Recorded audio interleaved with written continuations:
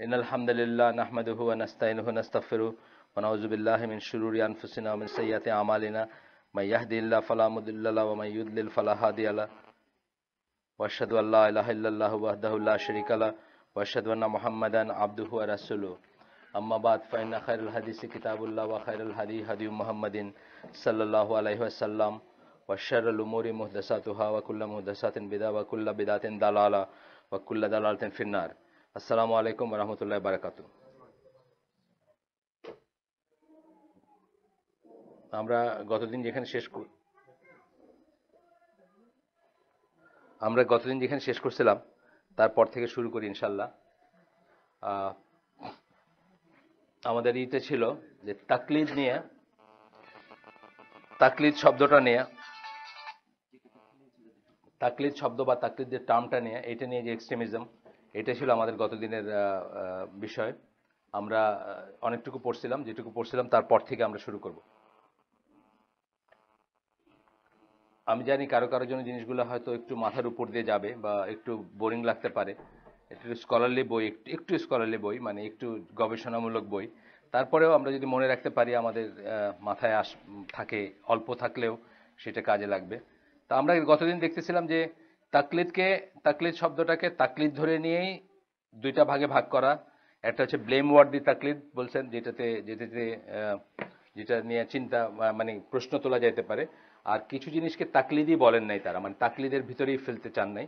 একটা হচ্ছে রাসূল সাল্লাল্লাহু আলাইহি সাল্লামের আনকন্ডিশনাল যে আমরা করি, তাকে যে আনকন্ডিশনালি ব্লাইন্ডলি ফলো করি আমরা বা করব আমরা, এমনকি যদি নাও বুঝি যে ওনার কথাগুলোর ভিতরে উইজডম কি, তথাপি আমরা ফলো করতে বাধ্য, সেটুকুকে বলছিলেন যে বাইরে থাকবে। এবং একইভাবে বলছিলেন যে ইজমা, যেটাকে বলি আমরা, ইজমা কথাটা মানে কি, এই উম্মার মুজতাহিদ আলেম অথবা লিডার যারা, তাদের ঐক্যমতের ভিত্তিতে যখন কোনো একটা রুলিংয়ে পৌঁছানো যাবে, সেই ইজমা যেটার রুট হবে আবার কোরআন এবং সুন্নায়, সেটাকে যদি কেউ না বুঝেও ফলো করে, সেই জিনিসটাকে বা না ভেরিফাই করে ফলো করে, সেই জিনিসটাকে ব্লেম ওয়ার্দি তাকলিদ বা তাকলিদ বলা যাবে না, ওই সেন্সে যেটাকে নিয়ে প্রশ্ন তোলা যেতে পারে। তারপরে আমরা দেখছি যে তারপরে যেটুকু রয়ে গেল তাকলিদ, সেটা কারোর জন্য, আমরা আগের দিনই বলছি, কারোর জন্য ওয়াজিব হইতে পারে, কারোর জন্য হারাম হইতে পারে, একই ব্যাপারটা। সেটা আমরা গতদিনও পড়ছি, আগেও পড়ছি, আর 9 ফতওয়াজন তাকলিদ আগে পড়ছি, যে কারোর জন্য ওয়াজিব হইতে পারে। ওয়াজিব বলতে যার কোনো নাই, ক্যাপাবিলিটি নাই, যে সে ডেরাইভ করবে কোনটা ঠিক এবং কোনটা ভুল। তাকলিদ টার্মটা এখানে ইতিবানা টার্মটা, তাকলিদি টার্মটা, যে যার কোনো নাই, আপনার কি বলে, সামর্থ্য নাই যে সে নিজে কোনো একটা জিনিসকে তাকিক করবে, করে সেখান থেকে সত্যটা বের করবে বা সত্যটা জানবে। সেরকম কেসে আপনার তার জন্য ওয়াজিব হইতে পারে। আমি উদাহরণ দিয়েছিলাম যে বাংলাদেশের এমন মানুষ আমি জানি বা চিনি যারা বাংলা পড়তে জানেন না, 30-এর উপরে গুনতে জানেন না। মানে গুনতে গেলে হয়তো 30 বা 40 পর্যন্ত তার রেঞ্জ, তার উপরে সে গুনতে পারে না। এরকম অনেক মানুষ আছে, এখনো আছে, প্রত্যন্ত অঞ্চলে আছে। বাংলা পড়তে জানে না, আরবি পড়তে জানে না, কোনো একটা বই নিয়ে সেটা ঘাঁটতে জানে না। এবং সে হয়তো ধরেন একটা জোনে থাকে, ফর এক্সাম্পল ধরেন সিলেটের জৈন্তাপুর, ওইখানকার বাইরে কোনোদিন সে যায় নাই। এখন এই লোক যখন তার বয়স হইলো, সে বুঝলো তার নামাজ রোজা করা উচিত বা আল্লাহ সম্বন্ধে জানা উচিত, সে তার লোকাল মসজিদে তার মতে যাকে তার বেস্ট আলেম মনে হয় তার কাছে সে যাবে। মানে বেস্ট আলেম বলতে সিনসিয়ারিটির দিক দিয়ে, জ্ঞানের দিক দিয়ে, তার কাছে গিয়ে সে জিজ্ঞেস করবে যে ভাই আমাকে এই ব্যাপারে আল্লাহ কি বলছেন বা আল্লাহ রসুল কি বলছেন বলেন। তখন সে বলল যে এইভাবে এইভাবে নামাজ পড়তে বলছে তোমার, ধরেন ভুলটাই বলল, তথাপি তার জন্য এটা ফলো করাটা ওয়াজিব, যতক্ষণ পর্যন্ত সে না জানবে বা না তার সামর্থ্য না হবে যে সে নিজে এখন এটা থেকে একটা দলিল বা আরো একটা বেটার সোর্সের কাছে জানবে, যে যাইতে পারবে বা জানবে, ততক্ষণ পর্যন্ত। এগুলো আমরা পড়ছি গতদিন। যাই হোক, আজকে যেটা আমরা পড়বো সেটা গতদিন শুরু করে আমি শেষ করছিলাম, যে এই তাকলিদ বিষয়টা নিয়ে কিছু কিছু গ্রুপ, ইসলামিক গ্রুপ বা ইসলামী এক্সট্রিমিস্ট যারা, চরমপন্থী আমি বলি কথাটা, তারা এই তাকলিদ নিয়ে অনেক সময় বাড়াবাড়ি করতে করতে এমন করছেন যে তাকলিদ মুকাল্লিদদের এমনকি কাফের পর্যন্ত বলে ফেলছেন। এবং তাকলিদকে অনেক স্ট্রেচ করে ফেলছেন। স্ট্রেচ করতে করতে এমনকি রাসূল সাল্লাল্লাহু আলাইহি সাল্লামকেও ভেরিফাই না করে মানা যাবে না বা কোরআনের সাথে মিলবে, এই ধরনের গ্রুপও আছে। যেমন ধরেন এই যে বললাম কোরআনিউন যারা বা যারা, এখন পৃথিবীতে এরকম গ্রুপ আছে যারা মনে করে যে আল্লাহ রাসূল সাল্লাল্লাহু আলাইহি ওয়াসাল্লাম একটা টেপ রেকর্ডের মতো ছিলেন, ওনার নিজের কোনো সে ছিল না। সুতরাং যা কিছু উনি কোরআনের কথা বলছেন সেটা আমরা মানবো, আর কোরআনে পাওয়া যায় না এরকম যেসব কথা বলছে সেগুলো আমাদের জন্য মানা ঠিক না, বা মানার কোনো রিজন নেই, বা মানাটা মাস্ট না, নজবিল্লাহ।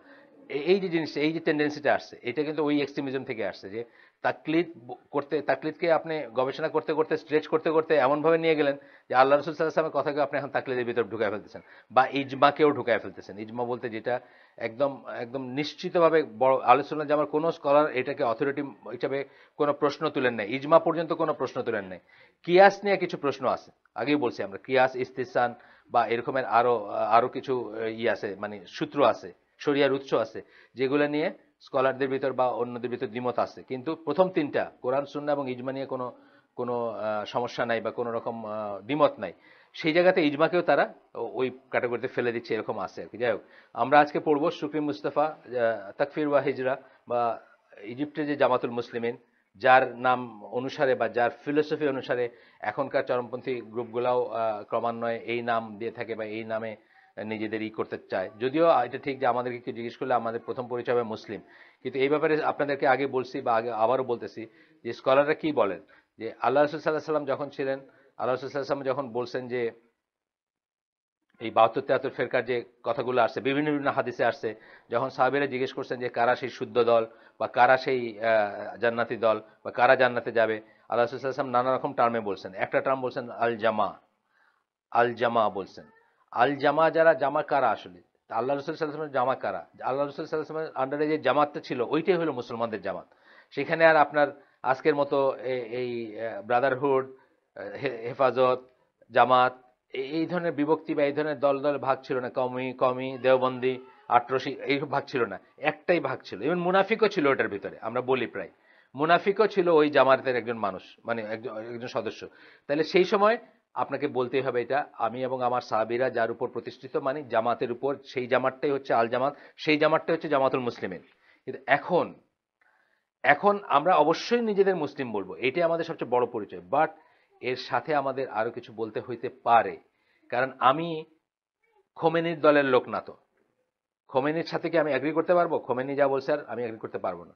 একেবারে একেবারে আল্লাহ রসুলের পথের উপর থাকার জন্যই আমি পারবো না এটা। যেটাকে আল্লাহ রসুল সাল্লাল্লাহু আলাইহি ওয়াসাল্লাম জামাত বলছেন, আল জামা বলছেন বা জামাত বলছেন, আহলে সুন্নাত জামাত যেটাকে আমরা বলি, যার উপর আল্লাহ রসুল এবং তার সাহাবীরা ছিলেন, সেইটাই থাকার জন্যই আমি বলতে পারবো না যে আমি খোমেনির সাথে আছি। তাহলে আমাকে কি খোমেনির থেকে আমাকে আলাদা করতে হবে নিজেকে? কারণ এটা আমার সব দিক দিয়ে আলাদা করতে হবে, আকীদা, মানহাজ সবকিছুতে আমি তার থেকে আলাদা। যেমন আপনাদেরকে আমি অনেকবার বলছি যে এই যে বাশার আল আসাদ, সিরিয়ার প্রেসিডেন্ট, যে সে আলিবার শিয়া। আলিবার শিয়া মানে কারা? যারা আলী রাদিয়াল্লাহু আনহুকে গড মনে করে, গড ইনকার্নেট মনে করে, মানে রক্ত মাংসে হুলুল বলি আমরা কথাটা, রক্ত মাংসে ঈশ্বর বা রক্ত মাংসে আল্লাহ আলীর ভিতরে আসছিলেন আর কি। নজবিল্লাহ, এটা তো মনে করলে আপনি মুসলমান থাকবেন না। এখন দেখেন, যখন আমেরিকাতে আপনার ওই রিলিজিয়নের বাক্সে কিন্তু হাফিজ আল আসাদও মুসলিম, আমিও মুসলিম, তাই না? তাদের কাছে তাই। কিন্তু আমাকে আজকে যখন বলতে হবে, তখন আমাকে একটা ডিস্টিংশন আনতে হবে যে আমি হাফিজ আল আসাদের দলের না, কিন্তু তার সাথে আমি এগ্রি করতে পারি না, তার সাথে আমি মেয়ে বিয়ে দিতে পারি না, বা তার মেয়েকে আমি বিয়ে করতে পারি। আসে না কতগুলো ব্যাপার, মানে সে তো একটা ডিফারেন্ট একেবারে। তাকে তো মানে শিয়ারাও তাদেরকে মুসলমান মনে করে না।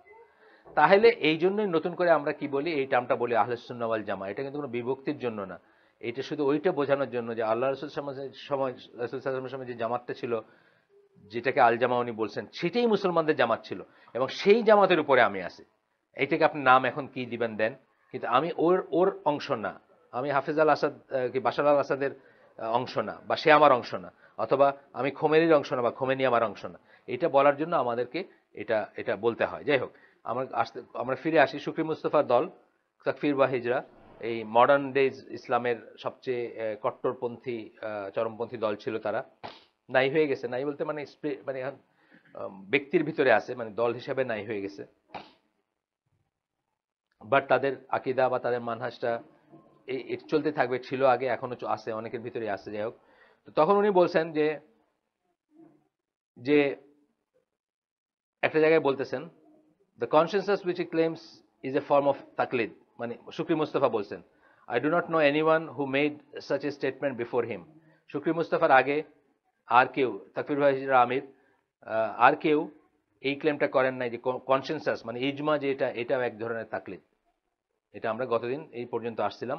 তারপরে বলতেছেন যে অথরিটির ব্যাপারে বলতেছেন যে যখন আমাদেরকে বুঝাই দিতে হবে যে অথরিটিটা কোথা থেকে আসছে, উনি বলতেছেন যদি ক্লিয়ারলি না বোঝা যায়, it is not proper for humans to legislate a religion for us and then we follow them, they thereby becoming lords instead of Allah. উনি বলতেছেন যে যদি পরিষ্কারভাবে আমরা দলিল বুঝি না বুঝি যে উনি অথরিটিটা কোথা থেকে নিতেছেন, কোরআন থেকে না সুন্নাত থেকে, আর আমরা যদি তাদের ফলো করি তাহলে আল্লাহর জায়গায় আমরা তাদেরকে রিপ্লেস করে দিলাম। এই কথাটার ভিতর শুনলে কিন্তু আপনার মনে হবে যে আংশিক, আপনার হঠাৎ করে শুনলে মনে হবে সত্যি তো কথাটা, মানে ইজমা হয়েছে একটা জিনিসের উপর, এটা শুই না আমি এটা ফলো করলাম, তা আমি তো আল্লাহর বদলে তাদেরকে ইলা বানায় নিলাম বা তাদেরকে ই বানায় নিলাম মনে হবে কিন্তু আপনার। কিন্তু ইজমা হচ্ছে কোরআন এবং সুন্নাত থেকে ডেরাইভড একটা অথরিটি। যেমন ভাবে আল্লাহ রসুল সাল্লাহ সাল্লাম একটা অথরিটি, এই জন্য আমি প্রথমে বলছি যে ইজমা নিয়ে কোনো বিতর্ক নাই কিন্তু আল্লাহ সুন্নাত জামাত স্কলারদের ভিতরে, কিন্তু তারপর থেকে নিয়ে আসে মানে কিয়াস বা অন্য জিনিস নিয়ে আসে। রসুল নিয়ে কেন বিতর্ক নাই? রসুলকে যে মানতে হবে এটা কোরআন এবং সুন্নাহ দ্বারা বলা হয়েছে, এই জন্য রসুলের অন্ধ অনুকরণে কিন্তু কোনো ই নেই। আর ইজমার ব্যাপারেও আপনি একজন লেমেন হিসেবে সব দলিল আপনি বুঝে যাবেন তা কিন্তু না। আপনাকে দলিল দিলেও আপনি বুঝবেন না, আপনাকে দলিল দিলেও আপনি অনেক দলিল বুঝবেন না। দলিল বোঝার জন্য স্কলার হইতে হয় না, বা স্কলার না হোক মিনিমাম একটা জ্ঞান লাগে। ওই যে লোকটার কথা আমি বললাম যে জৈন্তাপুরের যে চাষি, তাকে যদি আমি দলিল বলি, তাকে যদি বলি যে এই হাদিস এখান থেকে এটা মুরসাল, এটা বুঝছেন না, এটা সহি, এটা হাসান, এটা গরিব, সে কিচ্ছু বুঝবে না, তাই না? কিন্তু যখন আমি বলবো যে এইটার উপর ইজমা আছে, ইজমা মানে কাদের? আহলে সুন্নাত জামাত সব স্কলারদের ইজমা আছে, কেউ এটার দ্বিমত করেন নাই বা কেউ এটার বাইরে। যেমন 5 ওয়াক্ত সালাত, এটা নিয়ে আহলে সুন্নাত জামাতের ভিতর কোনো রকমের কোনো ই নেই, শিয়াদের ভিতর আছে, এই জন্য শিয়াদের সাথে আমরা নাই। শিয়ারা এটা নিয়ে বিতর্ক করে, তিন ওয়াক্ত নামাজ, বা কেউ বলে যে চাইলে 3 চাইলে 5, অনেক রকম ইন্টারপ্রিটেশন আছে তাদের। আমাদের আহলে সুন্নাত জামাতের ভিতরে কোনো রকমের কোনো দ্বিমত নাই যে এটা 5 ওয়াক্ত সালাত। আমরা বললাম এটার উপর ইজমা আছে। এখন এই ইজমা আছে, যখন একজন লেমেন জানতে চাবে যে আমি এটা দলিল চাই, কেমনে হইলো এটা, আমার তার নিয়ে বসতে হবে, তাই না? প্রথমে হয়তো তার দলিল বোঝার জন্য তার হয়তো 6 মাস ট্রেনিং দিতে হবে, যে দলিলের টার্মসগুলো যেন সে বুঝে, তারপরে তাহলে দলিল বুঝাই দিতে হবে। তো এই যে ব্যাপারটা রাসূল সাল্লাল্লাহু আলাইহি ওয়াসাল্লামকে মানার ব্যাপারটা যেমন কোরআন এবং সুন্নাহ থেকে আসছে, ইজমা যে একটা দলিল, এটা কোরআন এবং সুন্নাহ থেকে আসছে। আর তাই এইটার জায়গায় আপনার আল্লাহর স্থলাভিষিক্ত করে ফেললাম ইজমাকে, আমরা এই কথাটা ঠিক না। এখানে একটা ছোট্ট ফ্যালাসি আছে, আমরা দেখবো একটু পরে, যে তারা ওই আয়াতটাকে দলিল হিসাবে দেয়, যে সূরা তওবার যে 31 নম্বর আয়াত, যে তারা তাদের রাব্বি এবং বিশপকে রব বানায় নিছে, অর্থাৎ তাদের ধর্মযাজকদের রব বানায় নিছে। তারা যখন বলে কোন একটা কিছু হারামকে যদি হালাল বলে হালাল হয়ে যায়, হালালকে হারাম বলে হারাম হয়ে যায়, ওইটার সাথে তো ওনারা এটা মিলাইতে চাইছেন যে আমরা তো তাইলে ওইরকমই করবো যদি ইজমাটা আমরা মেনে নেই। কিন্তু আসলে জিনিসটা এক না কেন? ফাঁকটা কোথায় আমি লিখে নিয়ে আসছি, এই জন্য আমার মনে না থাকতে পারে। প্রথম কথা হচ্ছে যে এই আয়াতটা যে সূরা তওবার 31 নম্বর আয়াত বলা হয়েছে যে তারা তাদের ধর্মগ্রন্থে বা তাদের ওয়াহিতে বা তাদেরকে যা ছিল, বাইবেল হোক সেটা তাওরাত হোক, সেইখানে একরকম দেখতো, আর তাদের স্কলাররা তার উল্টাটা তাদেরকে ফতোয়া দিত। আমাদের কিন্তু স্পষ্টত যদি কোরআন এবং সুন্নাহ থাকে আমাদের ইজমার কোনো প্রয়োজনই নাই, ঠিক না কথাটা? আর 2 নম্বর কথা হচ্ছে যে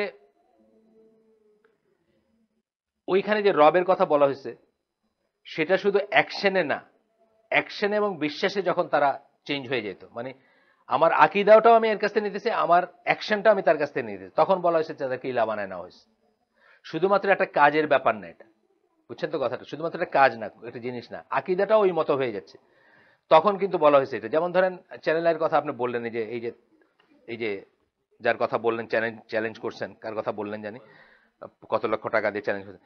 এখন এই লোককে যখন আমি এমন একটা জিনিসে ফলো করতেছি যেটা কোরআনের স্পষ্ট বিরুদ্ধে যাচ্ছে, এবং আমি এটা বিশ্বাস করতেছি, মানে কাজ করতেছি, এটা ধরেন মাজারে পূজা করতেছি, মাজারে যাইতেছি, বিশ্বাসও করতেছি যে মাজার আমাকে কিছু দিতে পারে, তাহলে আমি কি আকীদা মানহাজ দুইটাতেই কিন্তু তার অনুসারী হয়ে গেলাম রাদার দেন কোরআনের অনুসারী, তখন সে আমার রব হইল বা রবের স্থলাভিষিক্ত হইল। কিন্তু তাছাড়া কিন্তু না। কিন্তু ইজমা জিনিসটা মোটেই তা না। আপনি জানেন যে ইজমা must be in accordance to Quran and সুন্নাহ, কোরআনের সুন্নাহর বাইরে গিয়ে স্পষ্টত গিয়ে আজকে যদি সারা দুনিয়ার সব মুসলমান বলে যে 4 ওয়াক্ত সালাত, এটা কোনোদিন হবে মানে এই ধরনের একটা জিনিস ধরেন সারা দুনিয়ার সব মুসলমান বলল যে ধরেন ওয়ারিস যেটা কি মিরাজ দিতে হবে না, এটা কিন্তু কোনোদিন ইজমা হয়ে কোনো লাভ নাই। বুঝছেন তো কথাটা? মানে ইজমার ডেফিনিশন, বাই ডেফিনিশনই ইজমার দলিলটা আসতে হবে কোরআন সুন্নাহ থেকে, বা ওইখান থেকে নিতে হবে লেজিসলেশনটা বা বৈধতাটা, এবং সকলে একমত হইতে হবে। কারা? যারা লিডার্স বলতে কি বোঝাচ্ছে? উলিল আমর বলতে কি? রিলিজিয়াস লিডারও হইতে পারেন অথবা এমনি লিডারও হইতে পারেন, মানে যারা কর্তৃত্বে আসেন তারা হইতে পারেন। তো দুইটা জিনিস বললাম, দুইটা জিনিসই এটা ফ্যালাসিয়াস। কেউ যদি আমরা ইজমা মানি, তাহলে ওনারা যদি বলেন যে আমরা আল্লাহর জায়গায় ইজমাকে স্থলাভিষিক্ত করতেছি, এটা ভ্যালিড না দুইটা কারণে। একটা হচ্ছে যে আমরা ইজমার মানে আলাদা কোনো আকিদা পোষণ করি না, আমরা আহলে সুন্নাত জামার আকিদাই পোষণ করি এবং সেটা কোরআন এবং সুন্নাহ থেকে নেই। আর দুই নম্বর কথা হচ্ছে যদি ক্লিয়ার টেক্সট পাওয়া যায় তার এগেইনস্টে কোনো ইজমা হয় না, তার ফরে হইতে পারে, তার ফরে এটাকে সাবস্টেনশিয়েট করতে পারে, কিন্তু এগেইনস্টে কোনো ইজমা হয় না। এখানে আমরা দেখবো যে জিনিসটা এক না। যাই হোক, এখন উনি বলতেছেন আরেক জায়গায় বলতেছেন, ও আচ্ছা, তারপরে বলতেছেন যে he did not provide any evidence for what he said. এই যে শুকরি মুস্তফা যেটা বললেন যে ইজমা ফলো করলে, আরেক জায়গায় বলছেন যে আপনি কাফের হয়ে যাবেন, এটা বলছেন ডিসবিলিভার্স বলছেন কথাটা, একদম এই কথাটা ইউজ করছেন, ডিসবিলিভার কথাটা ইউজ করছেন। তো বলতেছেন যে এই যে উনি বললেন এটার জন্য উনি কোনো এভিডেন্স দেন নাই। He refuse the evidence of আহলে সুন্নাহ ওয়াল জামা concerning the authority of consensus by only rational arguments and sophistry. Rational argument শুধুমাত্র এমনি যুক্তি দিয়া, দলিল একটা জিনিস আর যুক্তি একটা জিনিস, এমনি যুক্তি দিয়ে আর কি। এবং সফিস্ট্রি কি বলি, আগের দিন বলছি, সফিস্ট্রি কথাটা মানে কি? খুব কুটো চাল দিয়ে যুক্তি উপস্থাপন করা যেখানে সত্যকেও মিথ্যা মনে হইতে পারে। এটা কিন্তু একটা বিদ্যা আর কি। আজকে হইতেছে না, আজকে অনেক সত্যকে কিন্তু আজকে আপনার এই যে মিডিয়া, এখনকার মিডিয়া যা আপনাকে বোঝাইতেছে, বুঝতেছেন আপনি যা, অনেক সত্যকে কিন্তু মানে মিথ্যাকে কিন্তু তারা সত্য বলে প্রতিষ্ঠিত করতেছে। শুধু বাংলাদেশে না, সারা দুনিয়াতেই অনেক সত্যকে তারা মিথ্যা বলে প্রতিষ্ঠিত করছে, অনেক মিথ্যাকে তারা সত্য বলে এই করতেছে। এইটাকে বলা হয় সফিস্ট্রি। এই ব্যাপারটাকে যে আপনি একটা সফিস্টিকেটেড আর্গুমেন্ট দিয়ে আমাকে ঘায়ল করে ফেললেন, আমি আপনাকে বোঝাতে পারলাম না কিছু, বা আপনি একটা সূক্ষ্ম চালে আমাকে বোঝাই দিলেন যে এটাই সত্য বা এটাই। তো এই জিনিসগুলা বলতেছেন যে এটাকে সবসময় নেগেটিভ একটা জিনিস ধরা হয়, নেগেটিভ একটা জিনিস ধরা হয়। যেমন ধরেন একটা উদাহরণ দিচ্ছি সফিস্ট্রির।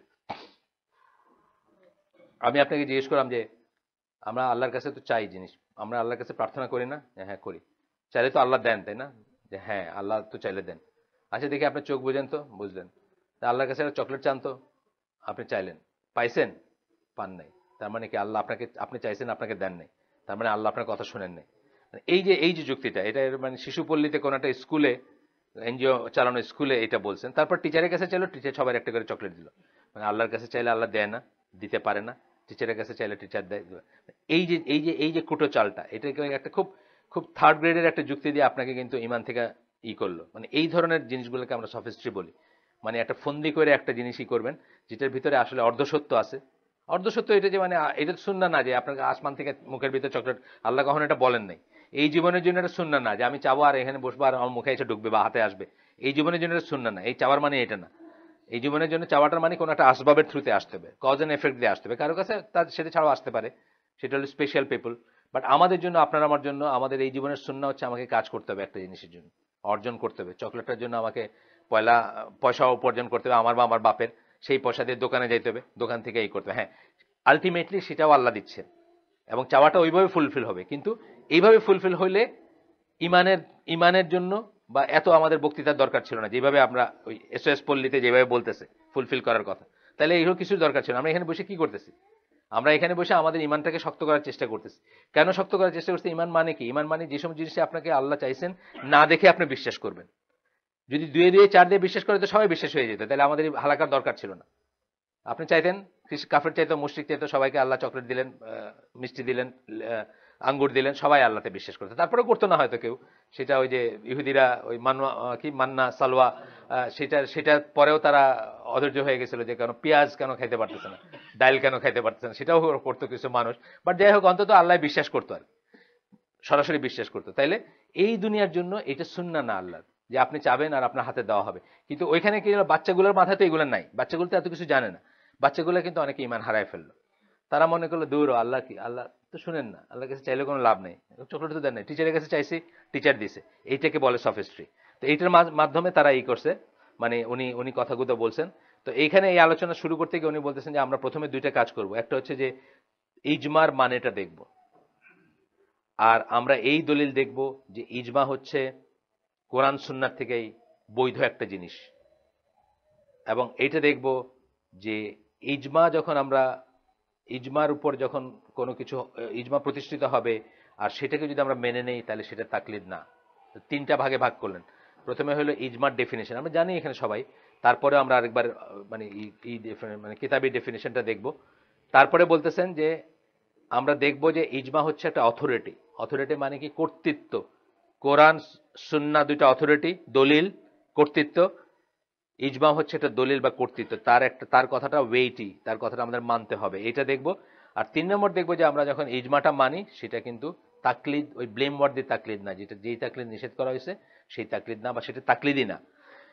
যাই হোক, প্রথমে আমরা ইজমার ডেফিনেশনে আসি। ইজমা আপনারা জানেন জামাত থেকে আসছে। জামা মানে কি? জমা করা, জমা করি, কালেক্ট টুগেদার, একসাথে করা। এই যে আমরা এখানে একসাথে বসছি, এটা জামা মানে ভার্ব হিসাবে আমরা সবাইকে একসাথে নিয়ে আসছি, একসাথেই করছি।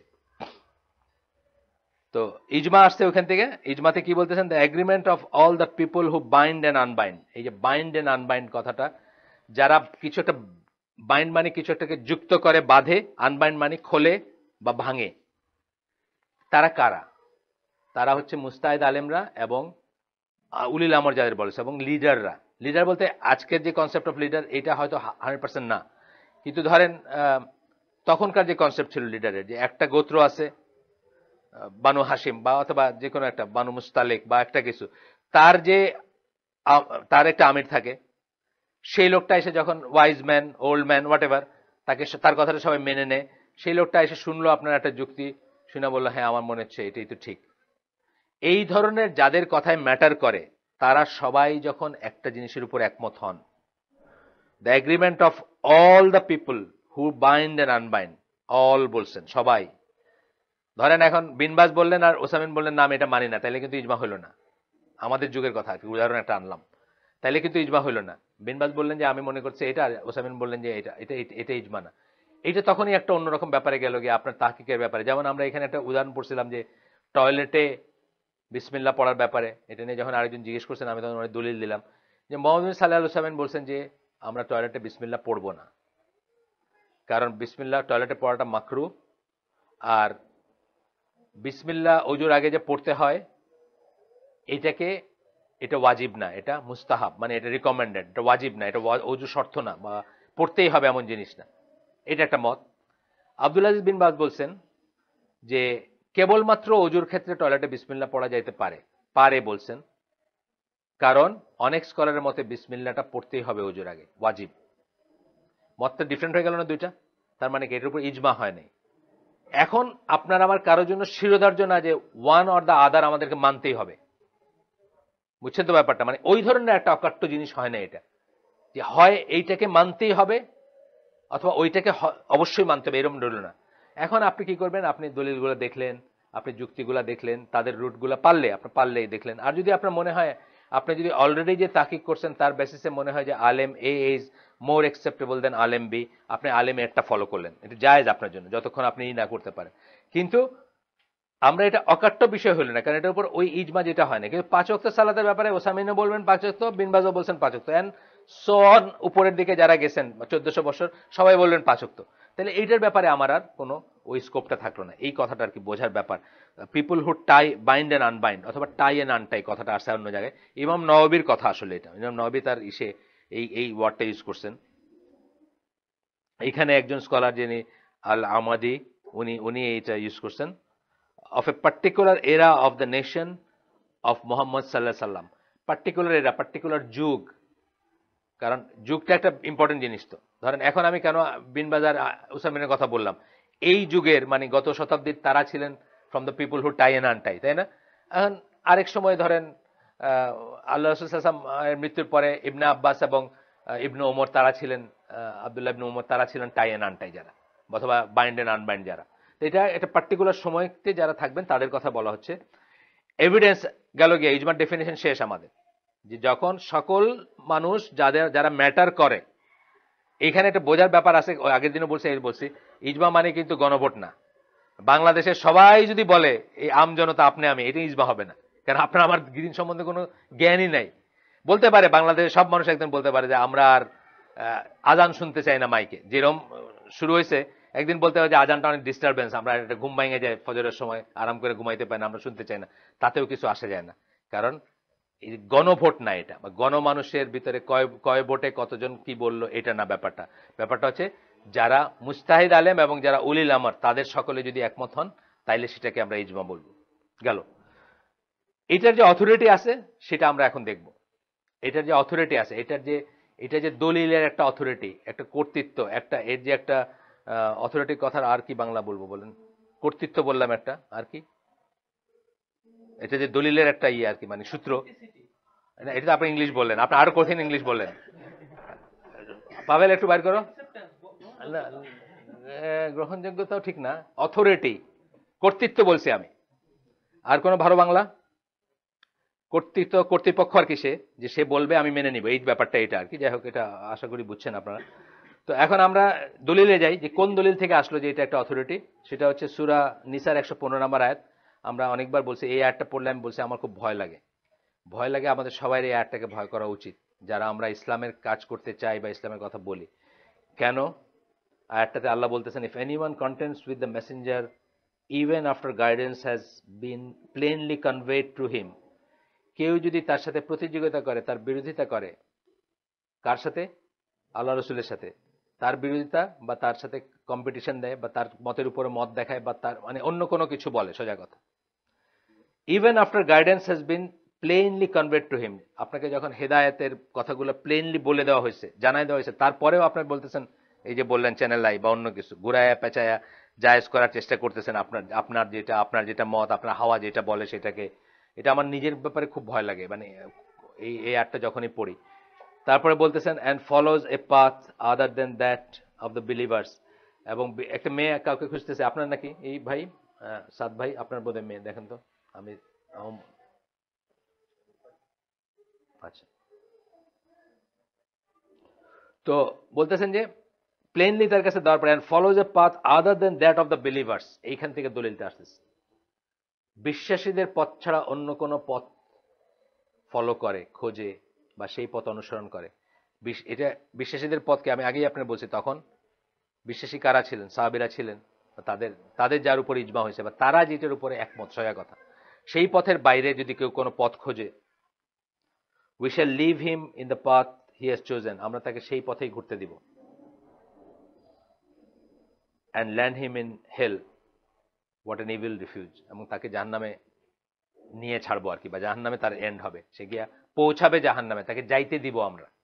এটা শুনলে আমার খুব ভয় লাগে। মানে আমরা যারা বিভিন্ন গ্রুপ আছি, মানে আমি তো নিজে আলহামদুলিল্লাহ চেষ্টা করি কোনো গ্রুপের অ্যাফিলিয়েশন যেন না থাকে। গ্রুপ বলতে যেটা বোঝাই আমরা, আলহামদুলিল্লাহ এখানে সবাই ওয়েলকাম, সবাই আসতে পারেন, কোনো মুসলিম এই পরিচয় এনাফ।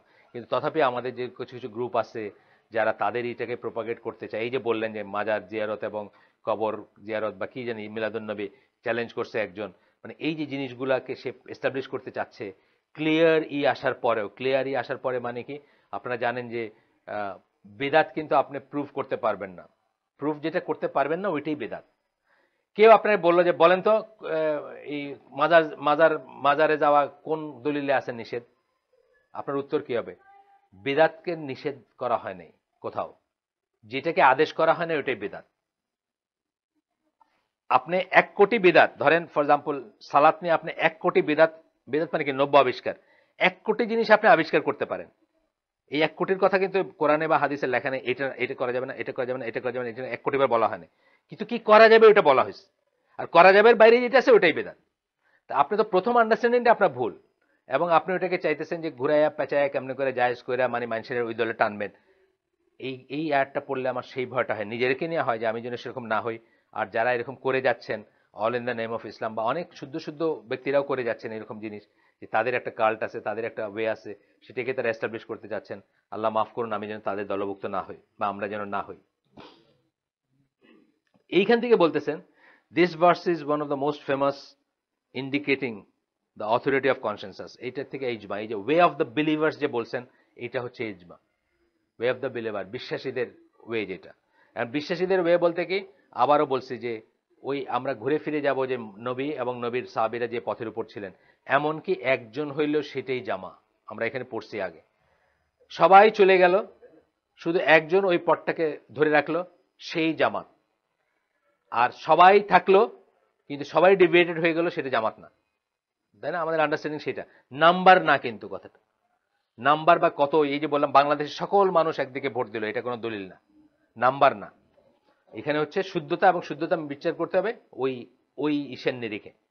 প্রত্যেক প্রত্যেক খুব ইজি। আপনারা এই যে মিলাদের কথাটাই বলেন, মিলাদ পড়ছেন না পড়েন, শেষ। সাবিরা করছেন না করেন না, শেষ। মানে আমরা আমাদের জন্য এইগুলি তো বুঝতে খুব বড় পিএইচডি করার দরকার নেই। আমরা একটু হিস্ট্রি পড়লে দেবো 400-500 বছর পরে একজন শিয়া এই মিলাদের উৎপত্তি করছিলেন, শেষ। আমার জন্য এটা গ্রহণযোগ্য হওয়ার কোনো কথাই ওঠে না।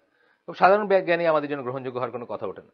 এরপরে আর কোনো কথা আছে। সেকেন্ড আয়াতটা যেটা, আরো একটা যেটা আয়াত আছে যে আমাদের ওয়েটা, বা আমাদের বলতে আহলে সুন্নাত জামা বা নবীর যে জামাত ছিল বা তার সাহাবীরা এবং তিনি যেটার উপর ছিলেন, অথবা in a wider sense believers যাদের কথা বলা আছে। বিলিভার্স মানে যারা ডিভিয়েট করে গেছে তারা না, যারা ঠিক পথের উপর আছে তাদের কথা। সেটার আয়াতটাই হচ্ছে সূরা বাকারা 143 নম্বর আয়াত, যেখানে আল্লাহ বলতেছেন যে thus we have made of U N Umma justly balanced উম্মাতান ওয়াসাতান। আপনারা জানেন একটা কথা আছে কোরআনে, মধ্যপন্থার উম্মত, মধ্যপন্থার উম্মত, ব্যালেন্সড উম্মত বলছেন। এটার অনেক অনেক ইন্টারপ্রিটেশন আছে বা অনেক কথা আছে, এটা পরে আমরা আরেকদিন আলাপ করবো, করছি আমরা আগে।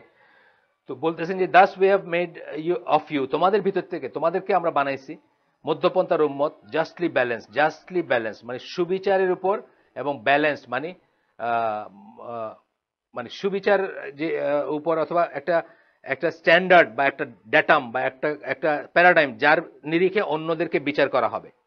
এই কথাটা মানেটা এটা আর কি, উম্মাতান ওয়াসাতান মানে আপনি হবেন অন্য উম্মতের উপর সাক্ষী, আমরা হব, আমরা মুসলিম উম্মাহ, আর আমাদের উপর সাক্ষী হবেন রাসূল সাল্লাল্লাহু আলাইহি ওয়াসাল্লাম। মানে অন্য উম্মতকে বলা হবে তোমরা কি দেখো নাই এরা এইভাবে এই করছে, বা এরা কি তোমাদের কাছে পৌঁছায় দেয় নাই কথাগুলা, এইটা দিয়ে তাদেরকে ধরা হবে। আর আমাদেরকে ধরা হবে রসুল দিয়ে, আমাদের উপর সাক্ষী হবেন রসুল, যে আমি কি তোমাদেরকে বলি নাই, তোমরা কি শুনো নাই যে আমি বলছি। এই এই ব্যাপারটা আসতেছে এইখান থেকে, আসতেছে যে এই উম্মত যেটার উপর এগ্রি করবে, বা এই মধ্যপন্থার উম্মা বা যারা বিলিভার্স তারা যেটার উপর এগ্রি করবে, সেটা হচ্ছে ইজমা বা কনসেনসাস, এবং সেটা একটা অথরিটি। তারপর বলতেছেন যে that you might be witness over the nations, এই যেটা বললাম আমি একটু আগে, মানে আয়াতের বাকির অংশটুকু পড়তেছি, যেন তোমরা অন্যদের উপর সাক্ষী হও, অন্য জাতিসমূহের উপর। অর্থাৎ সাক্ষী হওয়া মানে এই কথাটাই, যে তারা কি তোমাদেরকে দেখায় নাই, তাদের কি তোমরা দেখো নাই, তারা কি তোমাদেরকে ডাকে নাই, তারা কি তোমাকে বলে নাই, এটাই হচ্ছে সাক্ষী। আর যখন অন্যরা বলবে যে না আমরা তো শুনি নাই, বা আমরা তো এই করি নাই, অথবা আমাদেরকে আরেকটা সুযোগ দাও, আমরা আরেকবার গিয়ে সব সৎ কাজ করে দেখাই দিব, তখন এই কথাগুলো আসবে। and the messenger a witness over yourself, এবং রাসূল হবেন তোমাদের উপর একজন সাক্ষী, আমাদের কথা বলা হচ্ছে এখানে। কি হচ্ছে, the reasoning here is that Allah has declared them to be just and has made them witness against mankind with respect to the acceptance of their statements. তাইলে এটার যুক্তিটা হচ্ছে এটা, যে আল্লাহ আমাদেরকে মানব জাতির উপরে একটা সাক্ষী হিসাবে এই করছেন, এবং আমাদের স্টেটমেন্টগুলোকে যে তারা অ্যাকসেপ্ট করবে। এই যে আমরা বললাম, আমরা যে দাওয়াত দিই, বিধর্মীতে যখন দাওয়াত দিই, এটাকে যে অ্যাকসেপ্ট করবে, এটা একটা অথরিটি আমাদেরকে আল্লাহ দিয়ে দিচ্ছে, যে আমাদের স্টেটমেন্টগুলো, আমাদের বলতে যারা কারেক্ট ইস্যুর উপর আসে, অফকোর্স সেটাই মেন করবে সবসময়। অন্যগুলো তো ফ্রিঞ্জেজে যারা, সেটা তো আমরা এটা নিয়ে কথা বলতেও চাই না, ওগুলো আসতেছে না এখানে। কারেক্টই বলতে যারা রাসূলের মানহাজ, রাসূলের আকীদা নিয়ে আসেন, তাদের কথাই আসতেছে এখানে। তো তারা যখন তাদের স্টেটমেন্টগুলোকে একটা একটা দলিল হিসাবে নেওয়ার জন্য অন্য জাতিগুলাকে বলছেন আল্লাহ, বা অন্য জাতিগুলাকে আর্জ করছেন যে তারা নিবে আমাদের স্টেটমেন্টকে দলিল হিসাবে, with respect to the acceptance of their statements. মানে আমাদের কথাটাকে আমরা যখন বলবো যে আল্লাহ আছেন, আমরা যখন বলবো যে তোমরা এই চিন্তা করো, তোমরা আল্লাহ কোথা থেকে আসে, দাওয়াতের যে পদ্ধতি আছে, তখন তারা যেন এটাকে একসেপ্ট করে, তারা যেন এটা নেয়, তারা যেন এটা অথরিটি মনে করে যে আমরা যেটা বলতেছি এই কথাগুলো ঠিক, বিকজ আমাদের কথাগুলো কোরআন সুন্নাহয় ফিরে যাবে। আমরা হয়তো দাওয়াত দিতে গিয়ে জান্নাত জাহান্নাম বোঝাচ্ছি, কিন্তু আমরা নিজের মন গড়াই দিয়ে বোঝাবো না। এই জন্য নিজের মন গড়া গল্প দিয়ে আমরা ওয়াজও করবো না, সেটাও আছে। ওয়াজ যখন করবো বা যদি কখনো বক্তব্য দেই, খুবই কেয়ারফুলি দিব যে নিজের মন গড়াই দিয়ে দিচ্ছি না, সবকিছু কোরআন এবং সুন্নাহ থেকে আসতেছে। মানে 49,000 কোটি টাকার গপ্প করবো না আমরা। মানে 1 টাকা আল্লাহ রাস্তায় বাইরে দান করলে 49,000 কোটি টাকা দানের সমান। তো সুতরাং আপনি তো কোনো একদিন একটা গাছতে গিয়া এক বা অন্য কিছুতে ইস্তেমার পথে গিয়া আজকে তো আপনার মহাসমাবেশ, ইজতেমার পথে গিয়ে আপনি দিয়ে দিলেন 1 টাকা, বাস আপনার জীবনের আর কোনো দান নাই। 49 কোটি দিন তো আপনি বাঁচেন না। আপনি জীবন দিয়ে ভাগ করে দেখেন যে এই বিশাল একটা অঙ্ক হয়ে যায়, প্রতিদিন আপনি সাদাকা করছেন। তো আমরা এটা বলি না কখনো, কারণ এটা কোনো দলিল নেই। দলিলের ভিত্তিতে বলবো যেটা বলবো আমরা, বা যেটা আল্লাহ রসুল বলছেন সেটার থেকে। এরপরে আরেকটা বলতেছেন, এইটাও একটা দলিল, আরেকটা আয়াত বলতেছেন, you are the best of people raised for mankind, মানে কুনতুম কুনতুম খায়রা উম্মাতিন, ওই যে হ্যাঁ সূরা আলে ইমরান, যে মানুষ থেকে বের করা হয়েছে এর ভিতরে তোমরা হচ্ছে বেস্ট উম্মত। আর তোমাদের বৈশিষ্ট্য কি? তোমরা সৎ কাজে আদেশ করো, মন্দ কাজে নিষেধ করো, এবং আল্লাহ বিশ্বাস করো। এটা মনে রাখেন, সৎ কাজে আদেশ, মন্দ কাজে নিষেধ, দুইটা থাকতে হবে। মুখ বন্ধ করে খালি হিকমত করলাম তাহলে কিন্তু হইল না। তবে মন্দ কাজে এই যে যেন এনিমিটি বা অ্যানিমোসিটি যেটাকে আমরা বলি, আমরা যেন মানে শত্রুতা, শুধু শুধু শত্রুতারই না করি। যদি কোথাও লাভ না থাকে, আপনি এখন প্যারিসের বারে বসে মদ খাইতেছেন, আপনার মদ হারাম বলে লাভ নেই। আপনার পয়লা শুরু করতে হবে কে দিয়া? আল্লাহ আছেন। তারপরে শুরু করতে হবে রাসূল আছেন, বা কোরআন আল্লাহ থেকে আসছে। তারপরে বলতে হবে যে ওইখানে আল্লাহ মদ নিষিদ্ধ করছেন, তাইলে আপনার কানে যেতে পারে। বুঝছেন না? তো এই জন্য মানে আমরা সৎ কাজে আদেশ করবো, মন্দ কাজে নিষেধ করবো, বাট মন্দ কাজে নিষেধটা একটা দুইটাই সময় উপযোগী ব্যাপার। দুইটাই কাকে বলতেছেন এটা উলুবনে মুক্তা ছড়ায় কোনো লাভ নাই। দুইটাই কাকে বলতেছেন এটা একটা বোঝার ব্যাপার। যেমন ধরেন আমি সালাত নিয়ে আমি অনেক সময় বলি, একজন মানুষকে আমি বলি নাই, যেসব মসজিদে আমি নামাজ পড়ি, যে ভাই আপনি বুকে হাত রেখে নামাজ পড়েন, একজনকে আমি কোনোদিন বলিনি। কেন? তারে শুরু করতে হবে তৌহিদ থেকে আগে। সে তারে দাওয়াত শুরু করতে হবে তৌহিদ থেকে, এন্ড দেন এই জায়গায় আসতে হবে। কেউ যখন আমাকে জিজ্ঞেস করছে যে আপনি এরকম কেন নামাজ পড়েন, অনেকে জিজ্ঞেস করছে উত্তরায়, যখন থাকতাম আমি বলছি তাদের পছন্দ হয়েছে আমার যুক্তি, যাই বলছি আর কি আমি, বা যে দলিল দিছি তারাও শুরু করছে। এটা ডিফারেন্ট জিনিস। কিন্তু একজন মানুষকে আমি বলি না কেন, এটা ঘোড়ার আগে গাড়ির মতো ব্যাপার হবে। ওই লোকের প্রথম কথা হচ্ছে সে নামাজ পড়তেছে, ওর আগেরটুকু মানে স্টেপ 1টা ঠিক আছে কিনা, অর্থাৎ শাহাদা বা ইমানের ব্যাপারটা ঠিক আছে কিনা, 5টা স্তম্ভর ভিতরে বা 5 তালার ভিতরে 1 তালা ঠিক আছে কিনা, ওটা আমি জানি না। কাজে তার এখানে এই যে নামাজ পড়তেছে এটুকু তারা চলতে দেওয়া উচিত, নিটিগ্রিটিতে যাওয়া উচিত না। টিল একটা সম্পর্ক হবে যখন সে জিজ্ঞেস করবে, বা ওইরকম একটা পর্যায়ে যাবে যখন তারা বলতে পারবো আমি। আর যদি বুকে হাত নাও দেয়, বুকে হাত দেওয়া হচ্ছে সুন্নাত, এটার জন্য বড় জোর সে একটা মানে সুন্নাত থেকে নিজেকে করতেছে। তার আগের প্রায়োরিটি অনেক জিনিস রয়ে গেছে, সেটা শেষ করে তারপর এটা বলবো না যে তা না, এটা আনইম্পর্টেন্ট জিনিস আমি একবারও বলতেছি না, কিন্তু প্রায়োরিটিতে এটা আসে না। তাইলে আমরা কি বললাম? সৎ কাজে আদেশ, মন্দ কাজে নিষেধ, এবং আল্লাহ বিশ্বাস, এই তিনটাকে আল্লাহ বলছেন, এই জন্য আমরা শ্রেষ্ঠ উম্মত, তাই না? এবং এইটাও একটা দলিল যে আমরা যখন ইজমায় থাকবো, ইজমার উপরে আমরা যখন একটা কিছু বলবো, অর্থাৎ সারা উম্মাহ বলতেছে 5 ওয়াক্ত সালাত, তখন সেটা 5 ওয়াক্ত, ইজমা প্রতিষ্ঠিত হয়েছে। এটা নিয়ে বুঝছেন না?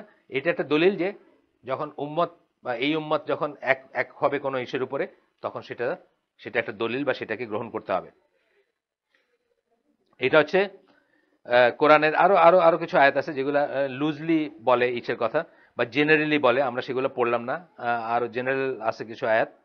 তারপরে হচ্ছে সুন্নাত থেকে দলিল। আমরা প্রথমটা পড়ছি ইজমার ডেফিনেশন শেষ, এখন পড়তেছে ইজমা যে একটা অথরিটি সেটা। আর থার্ড কি পড়বো? ইজমার অনুসরণ করা যে তাকলিদ না সেটা। 3টা ভাগে আমরা আজকে এটা করছিলাম। তো এখনো আমরা আসি কোথায়? ইজমা যে একটা দলিল, ইজমা যে একটা অথরিটি, ইজমা যে একটা কর্তৃপক্ষ, সেটার ব্যাপারটা আমরা পড়তেছি। তো আমরা ওইটার সেকেন্ড পার্টে আসছি, যে সুন্নাত থেকে দেখবো। কোরআন থেকে দেখলাম ইজমা যে দলিল, সুন্নাত থেকে দেখবো রাসূল সাল্লাল্লাহু আলাইহি ওয়াসাল্লামের কথা। প্রথমে বলছেন, verily Allah does not gather together this nation, মানে ওনার আন্ডারে যে জামাতটা ছিল, সেটা দিয়ে যে জাতটা ছিল, যে জাতিটা ছিল। আমরা আদর্শ ভিত্তিক জাতি, কিন্তু জাতীয়তাবাদ নিয়ে অনেক সময় কথা ওঠে। আমরা কিন্তু কি ফেথ বেসড ন্যাশনালিজম, আমাদের যে ন্যাশনালিজম জাতীয়তা, সেটা হচ্ছে ফেথ বেসড ন্যাশনালিজম। আপনারা মনে রাখবেন, এর বাইরে যত রকমের জাতীয়তা, ভৌগোলিক, বর্ণভিত্তিক, ভাষাভিত্তিক, কোন জাতীয়তা ইসলামে জায়েজ নাই। ফেথ বেসড জাতীয়তা, আমরা মুসলিম, এটা এই বেস জাতীয়তা। তাহলে এই কথাই আল্লাহ রাসূল বলতেছেন দিস নেশন বলতে এইটাই বোঝাচ্ছেন, ফেথ বেসড যে নেশন। উনি সৌদি আরব বুঝাইতেছেন না, বা উনি কোরাইশ বুঝাইতেছেন না, বা উনি মক্কি বুঝাইতেছেন না, উনি মদিনিস বুঝাইতেছেন না। ফেথ বেসড নেশন যেটা, সেটার কথা বলতেছেন। আর অথবা আরেকটা বর্ণনা আসছে যে উনি বলছেন যে or he said the nation of Muhammad, অথবা আরেকটা বর্ণনা আসছে উনি বলছেন যে মুহাম্মাদের জাতি, হ্যাঁ উম্মতে মুহাম্মদ বা মুহাম্মাদের জাতি, মিল্লাত বা যাই হোক। আপনে গাইডেন্স আল্লাহ কখনোই, সরি আপনে মিসগাইডেন্স, ভ্রান্ত জিনিসের উপর এই জাতি কখনো একত্রিত হবে না। অর্থাৎ ভ্রান্ত জিনিস যদি হয়, উল্টাটা ঠিক না হইতে পারে। মানে একটা অনেক সময় একটা কথার মানে একত্রিত না হইলেই সেটা ভ্রান্ত এমন কোনো কথা না। দুজনে একজনেরটা ঠিক হইতে পারে, তাই না? আমরা একমত হইতে পারি নাই, দুইটাই ভ্রান্ত, এটা কিন্তু আমরা বলতে পারবো না সবসময়। একত্রিত আমরা একমত হইতে পারি নাই, হয়তো একজনেরটা ঠিক একজনেরটা ঠিক না, কিন্তু একমত যদি হয় তাহলে ওটা অঠিক জিনিস না। কথাটা বুঝছেন? মানে অনেক সময় একটা প্রস্তাবনার দুই সাইড কারেক্ট হয় না। মানে আপনার অঙ্ক যারা করছেন তারা জানেন, অনেক সময় থিওরিমের এক সাইড থেকে আরেক সাইড কারেক্ট হয়, ওই সাইড থেকে উল্টাটা কারেক্ট হয় না, উল্টা স্টেটমেন্টটা সঠিক না। দেখছেন আপনার আপনার আপনার এগুলো তো একটু একটু একটু বোঝেন নিশ্চয়ই। মানে ধরেন যোগের বেলায় আমি দেখলাম 2 আর 4 সমান 2 যোগ 4 সমান 4 যোগ 2, কিন্তু ভাগের বেলায় কিন্তু এটা ঠিক না, 2 ভাগ 4 সমান 4 ভাগ 2 না। বুঝছেন না? মানে এই এরকমই একটা বোঝার ব্যাপার যে আমরা দুইজন দুইটা জিনিসের উপর দ্বিমত করলাম, একটা জিনিসের উপর দ্বিমত করলাম, এর একজন সত্যি হতে পারে, দুইজনই ভুল দুইজনই মিথ্যা, এটা বলার কোনো কারণ নেই। কিন্তু যদি আমরা একটা জিনিসের উপর একমত হয়ে থাকি সবাই, তাইলে সেটা ভুল না। এটা কিন্তু আলাদা জিনিস বলতেছি আমি। এটা আল্লাহ রসুলের মানে আল্লাহ রসুলের prediction. Allah is with the congregation. Allah কার সাথে? জামার সাথে আছেন। আল্লাহর হাত জামার হাতের উপর, শুনছেন না? আল্লাহর হাত জামার হাতের উপরে, যেহেতু একটা ফেমাস হাদিস, আর একটা ওই যে হুদায়বিয়া সন্ধির সময়কারী। তো আল্লাহ is with the congregation, Allah কার সাথে? জামার সাথে আছেন, মানে যেখানে সবাই একমত, সবাই একসাথে আছে তার সাথে। Whoever separates from it separates to the hell fire. এরকম একটা ইজমা যখন হবে, বা এরকম একটা ইসের উপর যখন সবাই একমত হবে, 5 ওয়াক্ত সালাত, সেখান থেকে যে সেপারেট করে গেল, সে সেপারেট করলো কোথায় গেল? সে জাহান্নামের আগুনে গেল। মানে এই ধরনের যে ইজমাগুলো হয়ে গেছে, কিবলা যেমন, কিবলার উপর ইজমা আছে, তাই না? কিবলা নিয়ে কেউ দ্বিমত করে না, কিন্তু কিবলা একটা ইজমার ব্যাপার। যেমন ধরতে মানে একদম মানে বিতর্কের ঊর্ধ্বে, 5 ওয়াক্ত সালাত বিতর্কের ঊর্ধ্বে, 30টা রোজা বিতর্কের ঊর্ধ্বে, আরো অনেক কিছু আছে এরকম ইজমা। কিন্তু এখন নতুন নতুন যুক্তিবাদীরা এবং শেয়াররা করতেছে। যেমন নতুন ফিতনা দেখলাম এইবার রমাদানের ফিতনা, কোরআনে তো আছে রাত পর্যন্ত রোজা রাখার কথা, আমরা যে সানসেটের সাথে সাথে ভেঙে ফেলাই, এটা কিন্তু শিয়াদের কথা। বুঝছেন তো? আপনারা যারা পাকিস্তান গেছেন আপনারা জানেন, পাকিস্তান টিভিতে দুইটা দেওয়া হয়, দুইটা আজান দেওয়া হয়। একটা হলো নর্মাল মানুষের জন্য, একটা হলো ফিরকায়ে জাফরিয়ার জন্য। ফিরকায়ে জাফরি হলো শিয়া, তারা 17 মিনিট পরে ইফতার করে, আমাদের সময় 17 মিনিট পরে তাদের ইফতার হয়। এই ফিরকা এই ফিতনাটা দেখি এবার আমার কয়েকজন আমাদেরই ভাইরা, ইন্টারনেট ইসলামের প্রভাব, এটা আমাদেরই ভাইরা আমাদের প্রশ্ন করছে, আচ্ছা কোরআনে তো এরকম লেখা আছে, তাইলে তাইলে আমরা কি সারা জীবন তাইলে কি রোজা খাইয়ে গেলাম? মানে সারা জীবন তো আমরা আগে আগে করছি, তো রোজা কি আমাদের সব খাওয়া হয়ে গেল? যাই হোক, এই জিনিসটা যেমন এটার উপরে ইজমাস, এটার উপর আলোচনা জামার ইজমা আছে। কিন্তু আলোচনার জামার বহির্ভূত যারা, যাদেরকে অনেকেই মুসলমান মনে করেন না, বা মেইন স্ট্রিম স্কলাররা মুসলমান মনে করেন না, তারা এগুলো নিয়ে প্রশ্ন তুলতেছে। কিন্তু এটার উপরে ইজমা আছে, এটার উপর কোনো ছিল না কোনোদিন। আমরা ছোটবেলা থেকে আমার ছোটবেলায় আমি অনেক রোজা আমার নানা বাড়িতে কাটছে, পাড়াগা, তখন তো ইলেকট্রিসিটি কোনো নাই। ওনারা তো একদম ঘড়ি নিয়ে বসে থাকতেন আর কি, জাস্ট হইলো সাথে সাথে দিতেন বেলটা। তো এটা কোনোদিন বলেন না যে অন্ধকার হইয়া মিলাই যাক তারপরে দেই, একটু শিওর হইয়া করি। তো এইগুলো আস্তে আস্তে ডাউট ঢুকছে, এবং এখন এই যে বললাম, এইবার আমি দেখলাম যে আমাদের গ্রুপে আমাদেরই ভাইরা, ভালো ভাইরা এরা, মানে ভালো ইসের, কিন্তু তাদের ভিতরে সন্দেহ ঢুকে গেছে। বুঝছেন না? এক্লাস থেকেও সন্দেহ, শয়তানের কিন্তু এটাও একটাই। শয়তান কি করে আমরা পড়ছি আগের, যে যার এক্লাস আছে তার এক্লাসের লাইনে, হার্ডেস্ট লাইনে নিয়ে তার ইমান হারাবে, তারে নষ্ট করবে।